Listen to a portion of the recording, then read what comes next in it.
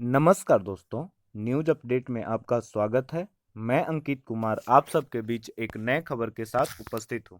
खबर यह है कि ये दो राज्य और दक्षिण का आसरा, भाजपा को कहां से 4 जून 400 पार की उम्मीद। क्या कहते हैं जानकार, जाने पूरी खबर विस्तार से। लोकसभा चुनाव के पहले चरण के तहत 102 सीटों पर मतदान हो चुके हैं। वहीं सूरत लोकसभा सीट पर भाजपा का कैंडिडेट निर्विरोध ही जीत चुका है।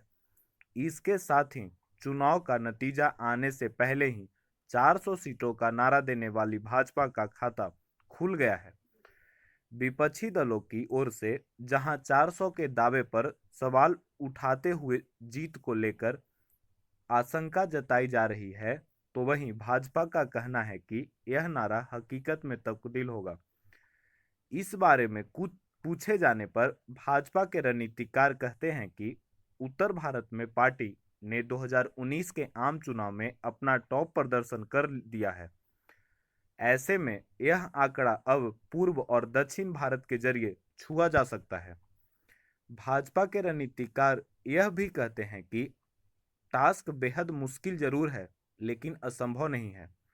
जानकारों का कहना है कि भाजपा को यदि 400 के करीब पहुंचना है, तो उसे इस बार दक्षिण और पूर्वी भारत में भी वही सफलता पानी होगी जो उसने 2014 और 2019 में उत्तर भारत में पाई थी।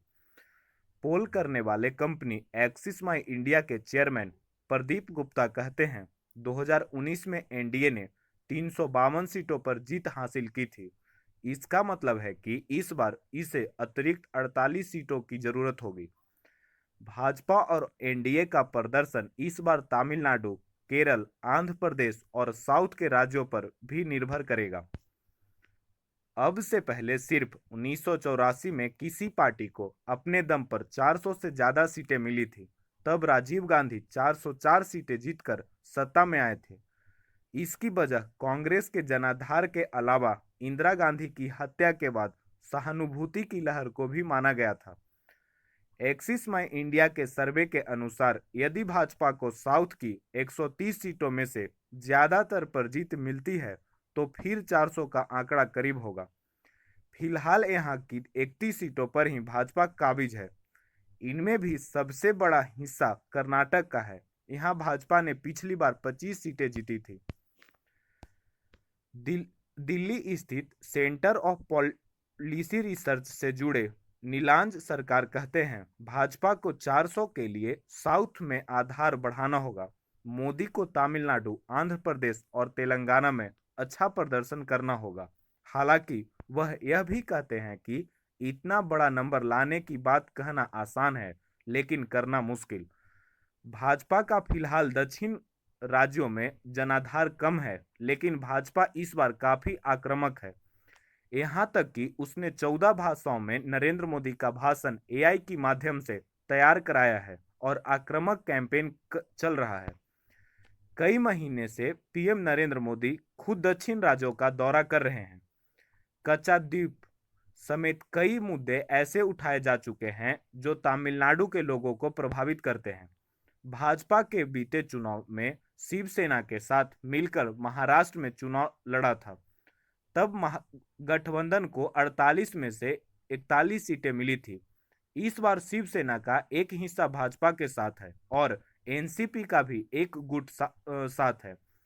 ऐसे में भाजपा को उम्मीद है कि टूटे विपक्ष के मुकाबले उसकी एकता मजबूत है और महाराष्ट्र में कम से कम 2019 वाला प्रदर्शन वह दोहरा सकती है। भाजपा को लगता है कि मिशन 400 पार में महाराष्ट्र रोल अहम होगा। भाजपा को सबसे ज्यादा उम्मीद 42 सीटों वाले बंगाल से है। यहां उसे लगता है कि सीटों का आंकड़ा 30 के करीब पहुंच सकता है।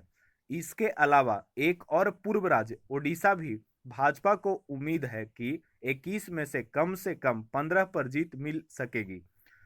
सत्ताधारी पार्टी बीजेडी के कई नेता भाजपा में आ चुके हैं। यहाँ तो उसे राज्य की सत्ता में बड़े फेरबदल की उम्मीद है। यहाँ नवीन पटनायक 2 दशकों से ज्यादा समय से डटे हुए हैं। इस वीडियो को लास्ट तक देखने के लिए धन्यवाद। वीडियो को लाइक करें। चैनल को सब्सक्राइब करें। Thank you so much for watching video.